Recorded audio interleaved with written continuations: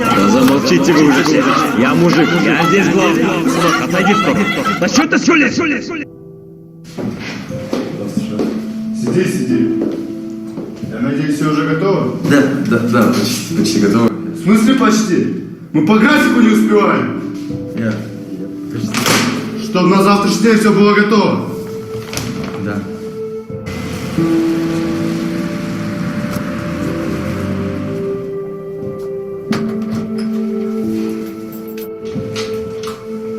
Вернулся?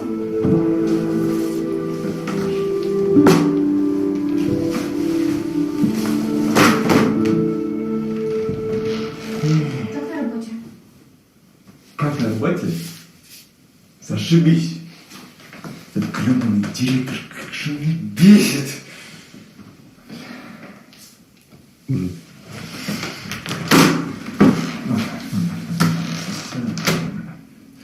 Есть что пожрать, а? Через час будет готово. Чё? Через час будет готово. В смысле через час? Я же...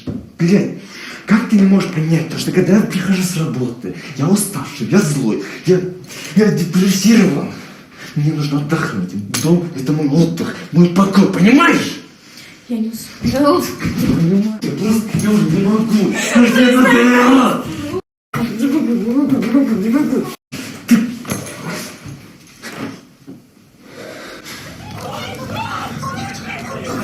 Да замолчите вы уже все. Я мужик, я здесь главный. Сынок, отойди в сторону. Да что ты сюлишь? Сынок, отойди в сторону. Да что ты сюлишь? Да что ты сюлишь?